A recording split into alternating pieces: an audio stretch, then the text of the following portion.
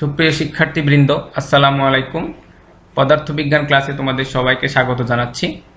আশা করি সবাই ভালো আছো। আমি গত ক্লাসে তৃতীয় অধ্যায়ের মহাকর্ষ বল, অভিকর্ষ বল, অভিকর্ষ ত্বরণ, ওজন ইত্যাদি বিষয় নিয়ে আলোচনা করেছিলাম এবং তার উপর ভিত্তি করে একটা হোমওয়ার্ক দিয়েছিলাম। প্রথমে আমি সেই হোমওয়ার্কটির সমাধান করে দিব এবং আজকের ক্লাসে আমি ক্রিয়া প্রতিক্রিয়া, ঘাত বল, বলের ঘাত, সংঘর্ষ এই সমস্ত বিষয় নিয়ে আলোচনা করব। গত ক্লাসে যে হোমওয়ার্কটি দেওয়া হয়েছিল সেটা ছিল যে পৃথিবীর ভর 5.98 × 10⁻24 কেজি এই স্থানে, অর্থাৎ এখানে পৃথিবীর ব্যাসার্ধ 6.38 × 10⁻6 মিটার, এই বিন্দুতে অবস্থিত বস্তুটির ভর, অর্থাৎ এখানে অবস্থিত বস্তুর ভর 100 কেজি, ভূপৃষ্ঠ থেকে বি বিন্দুর উচ্চতা, অর্থাৎ এই বিন্দুর উচ্চতা 80 কিলোমিটার এবং ভূপৃষ্ঠ হতে সি বিন্দুর গভীরতা 50 কিলোমিটার, অর্থাৎ এই সি বিন্দুর গভীরতা 50 কিলোমিটার। এর উপর ভিত্তি করে কিছু গাণিতিক সমস্যা দেওয়া হয়েছিল।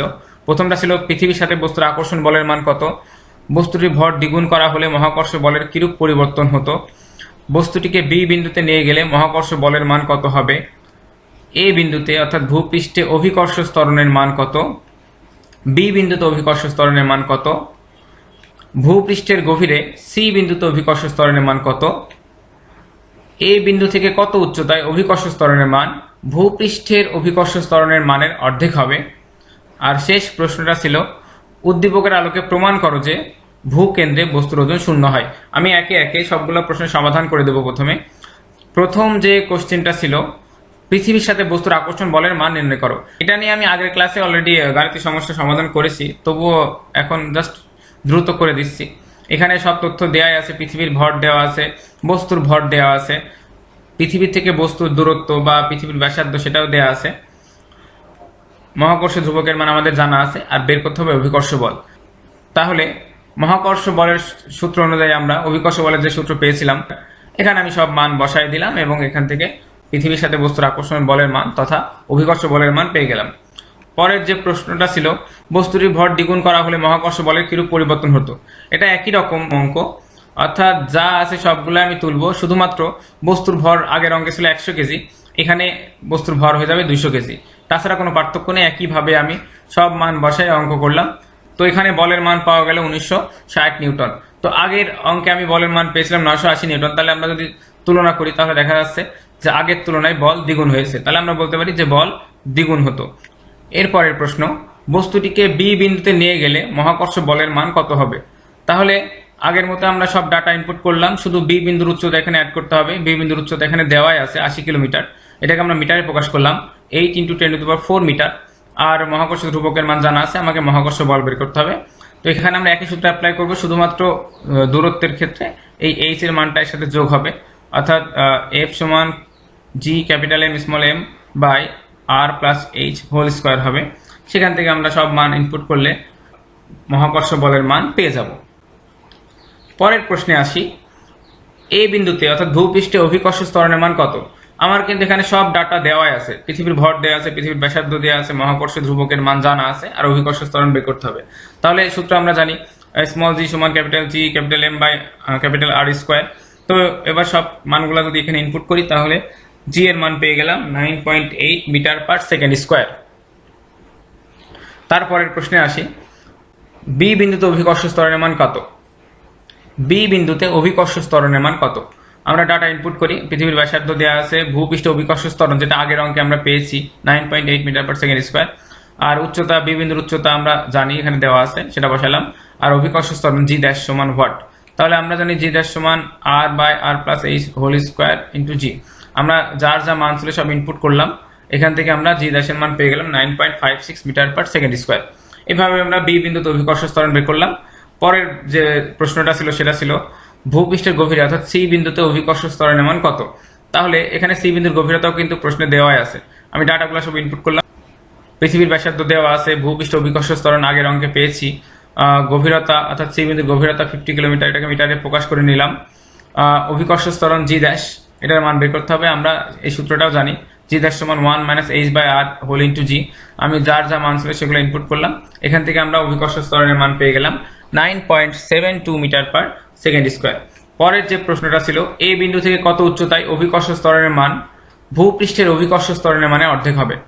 আমরা মনে করি যে এই বিন্দু থেকে এইচ উচ্চতায় অভিকর্ষ ত্বরণের মান ভূপৃষ্ঠের অভিকর্ষ ত্বরণের মানের তুলনায় অর্ধেক হবে। তাহলে আমরা ভূপৃষ্ঠের অভিকর্ষ ত্বরণের যে সূত্র জানি, জি সমান capital G M by R square, এবং ভূপৃষ্ঠ থেকে এইচ উচ্চতায় তারও অভিকর্ষ ত্বরণের সূত্র আমরা জানি G M by R plus H whole square. তাহলে আমরা যেহেতু শর্ত দেওয়াই আছে যে জি ড্যাশ অর্থাৎ এইচ উচ্চতায় অভিকর্ষ ত্বরণ এই জি এর তুলনায় অর্ধেক, তাহলে আমরা বলতে পারি জি ড্যাশ সমান জি বাই 2। এখান থেকে আমরা এটাকে এ পাশে নিয়ে গেলাম 2 জি ড্যাশ সমান জি। এবার আমরা জি এর মান এবং জি ড্যাশের মান এখানে দুই পাশে বসাই দিব, তাহলে এভাবে পেয়ে গেলাম। তারপরে এখান থেকে জি এম দুই পাশ থেকে উঠে গেল, আর এই আর স্কোয়ারকে আমরা এই পারে নিয়ে গেলাম, তাহলে আসলো R square by R plus H whole square. আর এই 2টাকে ওই পারে নিয়ে গেলে 1/2 হয়ে যাচ্ছে। Just simple calculation. এখানে আর এর মান কিন্তু আমাদের জানা আছে, আর এইচটা আমাকে বের করতে হবে। তাহলে আমরা উপরে এবং নিচে স্কোয়ার আছে, এটাকে ওই পাশে নিয়ে গেলে রুট হয়ে যাচ্ছে। 1কে রুট করলে 1ই থাকে, আর নিচে 2কে রুট করলে √2 হয়ে যায়। তাহলে আর বাই আর প্লাস এইচ সমান 1/√2। এখান থেকে আমরা আর গুণ করব, তাহলে আর প্লাস এইচ সমান আর √2।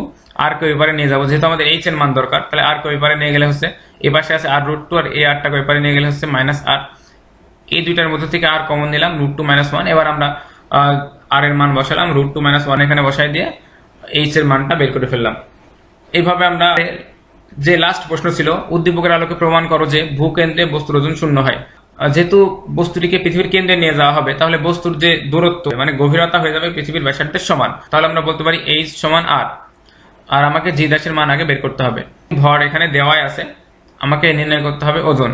তো প্রথমে আমরা জি ড্যাশের মান বের করব, যে আমরা জানি জি ড্যাশ সমান 1 minus H by R into G. যেহেতু এইচ এবং আর সমান, তাহলে আমরা এইচ থেকে আর লিখতে পারি 1 minus R by R into G. আমরা জি এর মান পেয়ে গেলাম 0। এবার আমরা জানি ডাব্লিউ সমান এম জি, অর্থাৎ ওজন যেহেতু বের করতে হবে, তাহলে যেহেতু জির মান 0, তাহলে ওজনের মানও কি হয়ে যাচ্ছে 0 হয়ে যাচ্ছে। তাহলে প্রমাণ হয়ে গেল যে ভূকেন্দ্রে বস্তুর ওজন শূন্য। তাহলে এই ছিল গত ক্লাসের হোমওয়ার্কের সলিউশন। এখন আমরা আজকে নতুন টপিকস নিয়ে আলোচনা করব।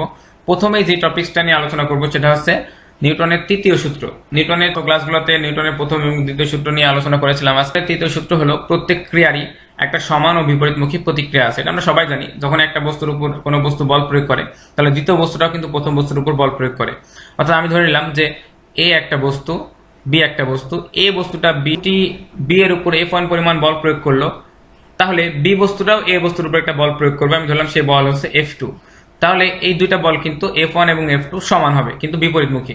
অর্থাৎ নিউটনের তৃতীয় সূত্র অনুযায়ী আমি বলতে পারি F2 সমান মাইনাস F1, কিন্তু একটা প্লাস হলে আরেকটা মাইনাস, তাই আমরা বলতে পারি F2 সমান মাইনাস F1। ক্রিয়া যদি আমি এটাকে পাশে নিয়ে যাই, তাহলে F1 আর F2 এর যোগফল 0। তার মানে ক্রিয়া এবং প্রতিক্রিয়া বলের লব্ধি কিন্তু সবসময় 0 হবে। ক্রিয়া প্রতিক্রিয়া আমরা অনেক উদাহরণ দিতে পারি। আমরা যখন মাটিতে হাঁটি, তখন আমরা মাটির উপরে নিজের ওজনের সমান বল প্রয়োগ করি, মাটিও আমাকে সমপরিমাণ বল প্রয়োগ করে, তাই আমরা ব্যালেন্স করে হাঁটতে পারি। আবার বন্দুক থেকে যখন গুলি ছোড়া হয়, তখন গুলির উপর একটা ফোর্স দেওয়া হয়, মানে ক্রিয়া হয়। গুলিও কিন্তু বন্দুকের উপর একটা প্রতিক্রিয়া বল দেয়, যার কারণে বন্দুকটা পিছের দিকে সরে আসে, অর্থাৎ আমাদের হাতে ধাক্কা লাগে। এরকম অসংখ্য উদাহরণ দিতে পারি আমরা ক্রিয়া প্রতিক্রিয়া বলের। তো যাই হোক, এখন আরেকটা বিষয় নিয়ে কথা বলবো, সেটা হচ্ছে ঘাত বল। খুব অল্প সময়ের জন্য যদি প্রচন্ড বল ক্রিয়া করে, তাহলে সেই বলকে আমরা বলবো ঘাত বল। আমরা দেখে থাকি হচ্ছে ধাক্কা বোঝানো হচ্ছে, যেমন সংঘর্ষের ক্ষেত্রে একটা বস্তু আরেকটা বস্তুকে যদি জোরে ধাক্কা দেয়, সেক্ষেত্রে কিন্তু ঘাত বল ক্রিয়া করে। আচ্ছা, একটা রাশি সম্পর্কে এখন আমরা জানবো, সেটা হচ্ছে বলের ঘাত। অর্থাৎ এই ঘাত বল যেটা আমরা কেবল শিখলাম, এর সাথে যদি বলের ক্রিয়াকাল, অর্থাৎ কতক্ষণ ধরে বলটা ক্রিয়া করেছিল, সেটা যদি গুণ করা যায়, তাহলে যে রাশি পাওয়া যায়, সেই রাশিকে আমরা বলবো বলের ঘাত।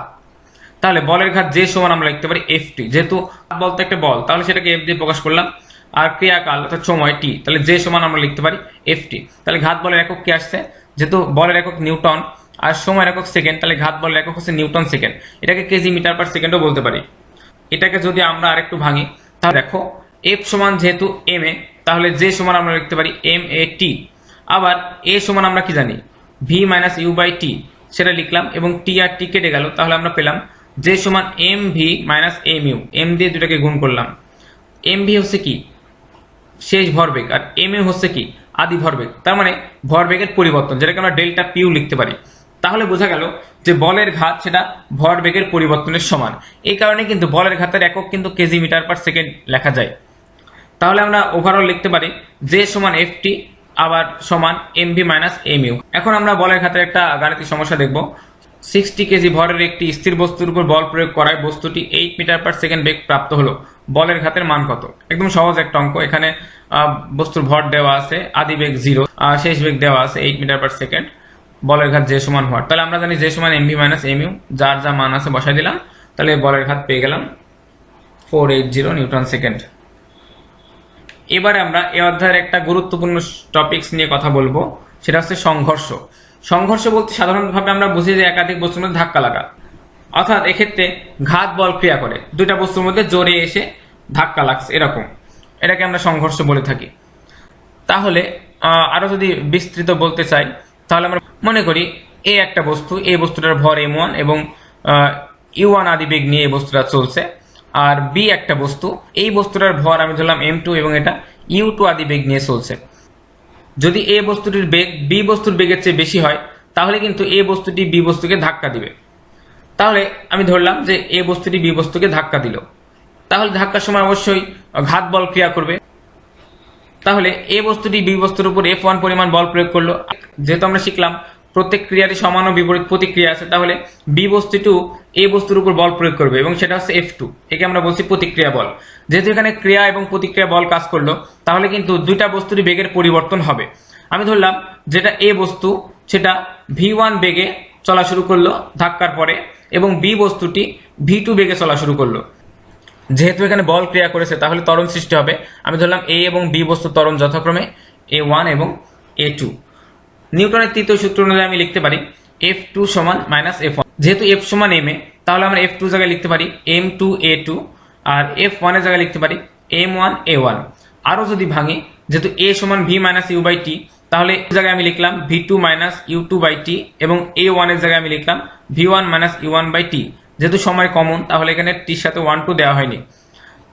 যদি পাশ থেকে টি তুলে দেওয়া হয় এবং দুই পাশে গুণ করে দেওয়া হয়, তাহলে আমরা পেলাম M2 V2 minus M2 U2 সমান minus M1 V1 plus M1 U1। আমরা যদি V কে একদিক করি এবং U কে একদিক করি, তাহলে পাবো M2 V2 plus M1 V1 সমান M1 U1 plus M2 U2। যদি একটু অল্টারেট করে লিখি, তাহলে পাবো M1 U1 plus M2 U2 সমান M1 V1 plus M2 V2। খেয়াল করো, M1 U1 অর্থাৎ এটা হচ্ছে সংঘর্ষের আগে প্রথম বস্তুর ভরবেগ, M2 U2 অর্থাৎ সংঘর্ষের আগে এটা ছিল দ্বিতীয় বস্তুর ভরবেগ। তাহলে বাম পাশে আমরা পেলাম সংঘর্ষের আগে দুইটা বস্তুর ভরবেগের সমষ্টি। একইভাবে ডান পাশে যদি আমরা খেয়াল করি, M1 V1 হলো সংঘর্ষের পরে প্রথম বস্তুর ভরবেগ, আর M2 V2 হলো সংঘর্ষের পরে দ্বিতীয় বস্তুর ভরবেগ। তাহলে যেহেতু এখানে প্লাস দেওয়া আছে, তার মানে এই পাশের অংশটা হলো সংঘর্ষের পরে দুইটা বস্তুর মোট ভরবেগ। তাহলে এখান থেকে আমরা দেখতে পাচ্ছি যে সংঘর্ষের আগে বস্তুদ্বয়ের যে মোট ভরবেগ এবং সংঘর্ষের পরে যে বস্তুদ্বয়ের মোট ভরবেগ সেটা কিন্তু সমান। পরে সংঘর্ষের আগে এবং পরে ভরবেগের যে সমষ্টি সেটা কিন্তু একই থাকে, সংরক্ষিত থাকে। এই সূত্রটাকে বলা হয় ভরবেগের সংরক্ষণ সূত্র বা ভরবেগের নিত্যতার সূত্র। এটা দিয়ে অনেক রকমের গাণিতিক সমস্যা আসতে পারে। আমরা প্রথমে একটা গাণিতিক সমস্যা দেখব। 1000 কেজি ভরের একটি বাস 7 মিটার পার সেকেন্ড বেগে সরল পথে চলতে চলতে একই দিকে 10 মিটার পার সেকেন্ড বেগে চলমান 2000 কেজি ভরের একটি ট্রাকের সাথে ধাক্কা খেল। সংঘর্ষের পরে বাসের বেগ 11 মিটার পার সেকেন্ড হলে ট্রাকের বেগ কত?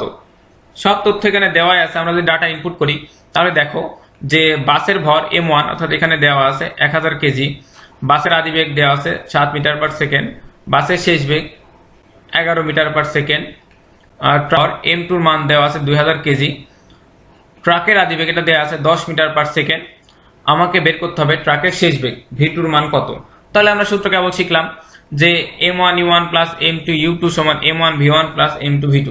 আমরা এখানে সব মান ইনপুট করতে পারি, আবার আমরা যদি মনে করি যে V2 কে আগে আলাদা করে নিব তারপরে মান বসাবো, তাও করতে পারি। আমরা এখানে V2 কে আলাদা করেছি, বাকিগুলোকে এক পাশে নিয়ে গেছি, এবং যার যা মান তা যদি বসাই দিই, তাহলে আমরা V2 মান পেয়ে গেলাম।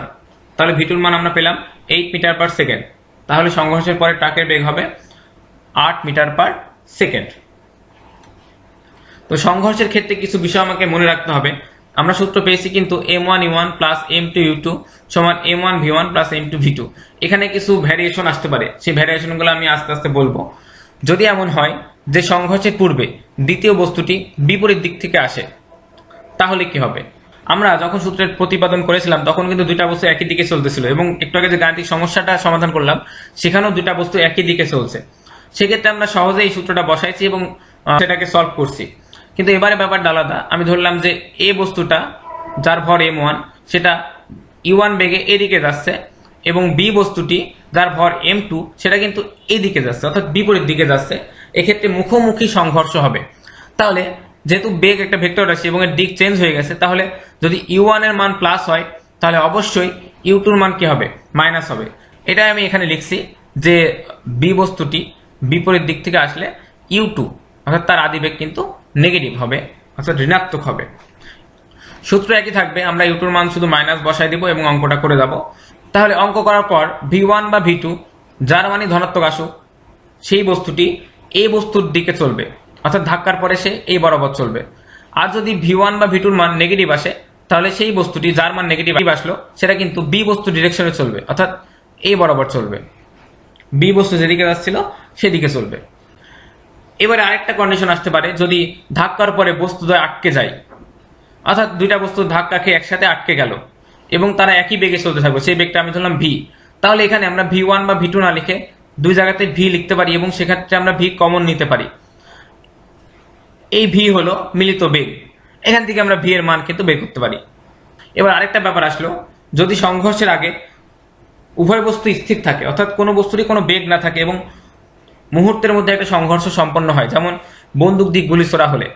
বন্দুক দিয়ে গুলি ছোড়া হলে কিন্তু, অর্থাৎ গুলি ছোড়ার আগে, সংঘর্ষের আগের অবস্থায় কিন্তু গুলি বা বন্দুক কেউই গতিশীল থাকে না, কিন্তু গুলি ছোড়ার সাথে সাথে একটা সংঘর্ষ হয় এবং গুলি গতিশীল হয়, সাথে সাথে বন্দুকটাও কিন্তু পিছনের দিকে সরে আসে, অর্থাৎ দুইটা বস্তু গতিশীল হয়ে যায়।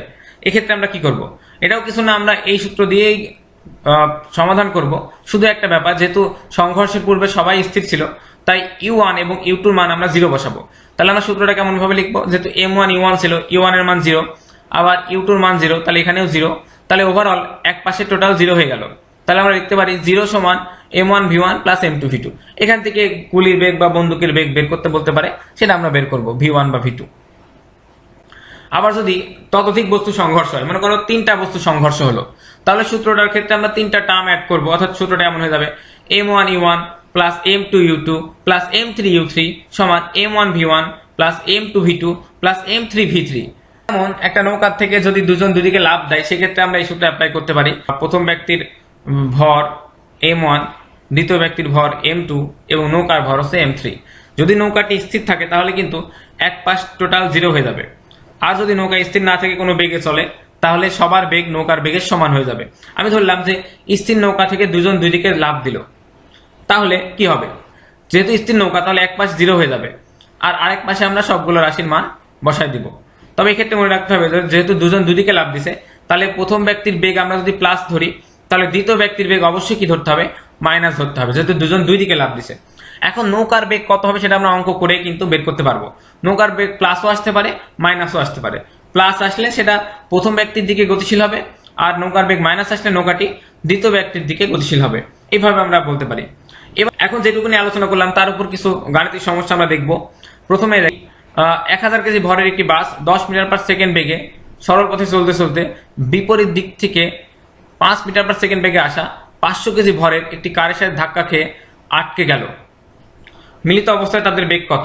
এখানে দুইটা বিষয় কিন্তু লক্ষণীয়।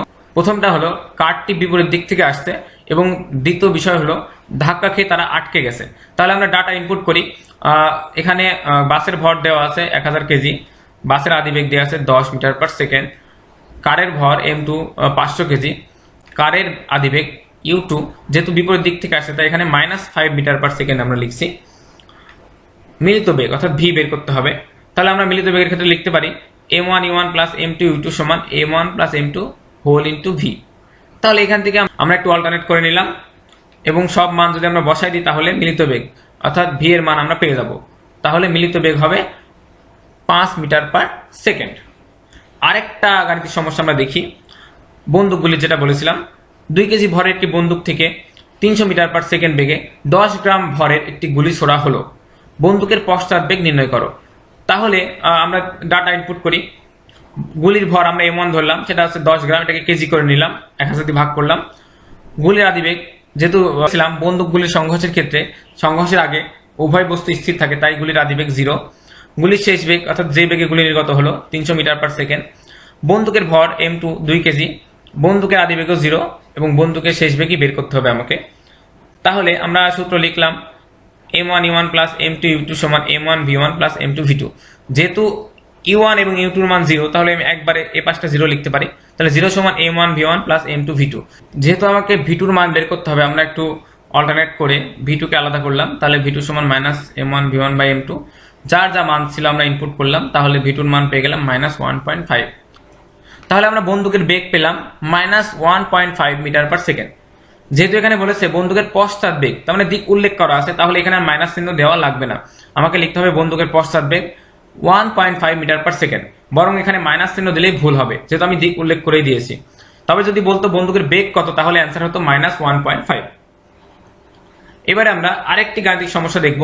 200 কেজি ভরের একটি স্থির ভাসমান নৌকার দুই বিপরীত প্রান্তে দুইজন সাঁতারু দাঁড়িয়ে আছেন। তাদের ভর যথাক্রমে 40 কেজি এবং 70 কেজি। যদি সাঁতারুদ্বয় প্রত্যেকে একসাথে 4 মিটার পার সেকেন্ড অনুভূমিক বেগে নৌকা থেকে ঝাঁপ দেয়, তাহলে নৌকাটি কোন দিকে কত বেগে গতিশীল হবে, যেটা আমি একটু আগে বললাম, আলোচনা করলাম। তাহলে আমরা দেখতে পাচ্ছি যে প্রথম ব্যক্তির ভর m1 40 কেজি, প্রথম ব্যক্তির আদিবেগ, যেহেতু নৌকাটা স্থির ছিল তাহলে আমরা আদিবেগ 0 ধরে নিলাম। প্রথম ব্যক্তি শেষ বেগ অর্থাৎ যেহেতু 4 মিটার পার সেকেন্ড বেগে সে লাফ দিয়েছিল, তাহলে 4 মিটার পার সেকেন্ড। দ্বিতীয় ব্যক্তির ভর m2 70 কেজি, দ্বিতীয় ব্যক্তির আদিবেগ 0। দ্বিতীয় ব্যক্তির শেষ বেগ, যেহেতু দ্বিতীয় ব্যক্তি বিপরীত দিকে লাফ দেয়, তাহলে এটা হবে -4 মিটার পার সেকেন্ড। নৌকার ভর m3 এর মান 200 কেজি, নৌকার আদিবেগ u3 এর মানও 0, আর নৌকার শেষ বেগ v3 এর মান আমাকে বের করতে হবে। তাহলে আমরা শুধু সব নৌকাটা তাহলে এক সাইড 0 হয়ে গেছে, আমি লিখলাম না, v1 plus m2 v2 plus m3 v3। এখান থেকে আমরা v3 কে আলাদা করে নিলাম, তারপর আমি মানগুলো বসাই দিলাম। তাহলে আমি পেয়ে গেলাম নৌকার বেগ v3 এর মান 0.6 মিটার পার সেকেন্ড। একটা জিনিস দেখা যাচ্ছে যে নৌকার বেগ কিন্তু প্লাস মানে পজিটিভ আসছে, তাহলে নৌকাটা কোন দিকে যাবে? আমি প্রথম ব্যক্তির বেগকে কিন্তু পজিটিভ মনে করেছিলাম, এই যে v1 এর মান কিন্তু আমরা প্লাস ধরেছিলাম, আর নৌকার বেগও প্লাস আসছে, তার মানে প্রথম ব্যক্তি যেদিকে লাফ দেয় নৌকাটিও সেদিকেই গতিশীল হবে। এবারে আমরা বিশেষ এক প্রকার সংঘর্ষ নিয়ে কথা বলবো, সেটা হচ্ছে স্থিতিস্থাপক সংঘর্ষ। আমরা জানি যে সংঘর্ষে ভরবেগ অবশ্যই সংরক্ষিত থাকবে, অর্থাৎ সংঘর্ষের আগের মোট ভরবেগ এবং পরের মোট ভরবেগ কি হবে? সমান হবে। তবে কিছু সংঘর্ষের আগে এবং পরের ভরবেগের সাথে সাথে গতিশক্তিও সমান থাকে। যে সংঘর্ষের পূর্বে এবং পরে মোট যে গতিশক্তি সেটা সমান হয়, তাকে বলা হয় স্থিতিস্থাপক সংঘর্ষ। অর্থাৎ সংঘর্ষের আগের যে মোট গতিশক্তি এবং পরের মোট গতিশক্তি কি হবে? একই হবে। গতিশক্তির যে সমীকরণ T সমান হাফ এম ভি স্কোয়ার, এখানে টি হলো গতিশক্তি, এম হচ্ছে বস্তুর ভর আর ভি হচ্ছে বস্তুর বেগ। আমরা ভরবেগের সংরক্ষণ সূত্র জানি m1 u1 plus m2 u2 সমান m1 v1 plus m2 v2। তাহলে গতিশক্তি সংরক্ষণের ক্ষেত্রে আমরা লিখতে পারি half m1 u1 square plus half m2 u2 square সমান half m1 v1 square plus half m2 v2 square. খেয়াল করো, যেহেতু প্রথম বস্তুর ভর ছিল m1 এবং সংঘর্ষের আগে তার বেগ ছিল u1, তাহলে তার গতিশক্তি ছিল হাফ m1 u1 স্কোয়ার এই ফরম্যাটে, এবং দ্বিতীয় বস্তুর গতিশক্তি ছিল এইভাবে হাফ m2 u2 স্কোয়ার। এটা ছিল সংঘর্ষের আগের মোট গতিশক্তি। এবং সংঘর্ষের পরে একইভাবে, যদি সংঘর্ষের পরে প্রথম বস্তুর বেগ ছিল v1, তাহলে তার গতিশক্তি হবে হাফ m1 v1 স্কোয়ার এবং দ্বিতীয় বস্তুর গতিশক্তি হবে হাফ m2 v2 স্কোয়ার। যদি এই পাশের সংঘর্ষ স্থিতিস্থাপক কিনা আমরা যাচাই করতে পারি দুই পাশের গতিশক্তি সমান হচ্ছে কিনা সেটা দেখে। আর যদি সংঘর্ষ স্থিতিস্থাপক হয় তাহলে আমরা এটাও সমান লিখতে পারি। এখন যদি আমরা ভরবেগের সংরক্ষণ সূত্র এবং গতিশক্তি সংরক্ষণ সূত্রকে একত্রীকরণ করে মডিফাই করি, তাহলে কিন্তু আমরা সংঘর্ষের পরে কোনো বস্তুর বেগ নির্ণয়ের সহজ সূত্র পেয়ে যাব। যেমন স্থিতিস্থাপক সংঘর্ষের ক্ষেত্রে প্রথম বস্তুর বেগ অর্থাৎ ধাক্কার পরে প্রথম বস্তুর বেগ নির্ণয়ের সূত্র হলো v1 সমান আমরা লিখতে পারি m1 minus m2 whole into u1 plus 2m2 u2 by m1 plus m2। এখানে একটা বিষয় খেয়াল করতে হবে, ভরবেগের সংরক্ষণ সূত্র দিয়ে আমরা যদি v1 এর মান বের করতে চাই তাহলে কিন্তু আমার মোটে 5টা চলকের মান জানতে হবে। m1 এর মান জানতে হবে, u1 এর মান জানতে হবে, m2 জানতে হবে, u2 জানতে হবে এবং v2 এর মানও জানতে হবে, তাহলে আমরা v1 এর মান বের করতে পারবো। কিন্তু স্থিতিস্থাপক সংঘর্ষের ক্ষেত্রে এই সূত্রে খেয়াল করো, এখানে কিন্তু আমরা v1 বের করছি কিন্তু সমীকরণের মধ্যে কোনো v2 নাই, অর্থাৎ v2 এর মান ছাড়াই শুধুমাত্র 4টা চলক m1 u1 m2 u2 এই 4টা চলককে ব্যবহার করে কিন্তু আমরা v1 এর মান বের করতে পারি। একইভাবে আমরা v2 এর মানও বের করতে পারি। একই রকম সূত্র, শুধু যেখানে 1 ছিল সেখানে আমরা 2 বসাই দিলাম আর 2 এর জায়গায় 1 বসাই দিলাম, মানে মনে রাখা খুব সহজ। এইভাবে আমরা v2 এর মান বের করতে পারি। এখানে খেয়াল করো, এখানে কিন্তু সূত্রের মধ্যে কোনো v1 নাই, অর্থাৎ v1 এর মান ব্যতীতই আমরা v2 এর মান সহজেই বের করতে পারি এই সূত্র দিয়ে। তবে এই সূত্র শুধুমাত্র আমরা স্থিতিস্থাপক সংঘর্ষের ক্ষেত্রেই ব্যবহার করতে পারবো। সংঘর্ষ যদি স্থিতিস্থাপক না হয় তাহলে কিন্তু আমরা এই সূত্র অ্যাপ্লাই করতে পারবো না, সেক্ষেত্রে আমাকে ভরবেগের সংরক্ষণ সূত্র দিয়েই কিন্তু গাণিতিক সমস্যার সমাধান করতে হবে। তাহলে আমরা সংঘর্ষের যাবতীয় বিষয় নিয়ে আলোচনা করলাম, ভরবেগের সংরক্ষণ সূত্র কি, এটার কিভাবে প্রয়োগ করতে হবে, আর সংঘর্ষে স্থিতিস্থাপক হলে কিভাবে আমরা ধাক্কার পরে বস্তুর বেগ নির্ণয় করতে পারি। এখন এই পর্যন্তই।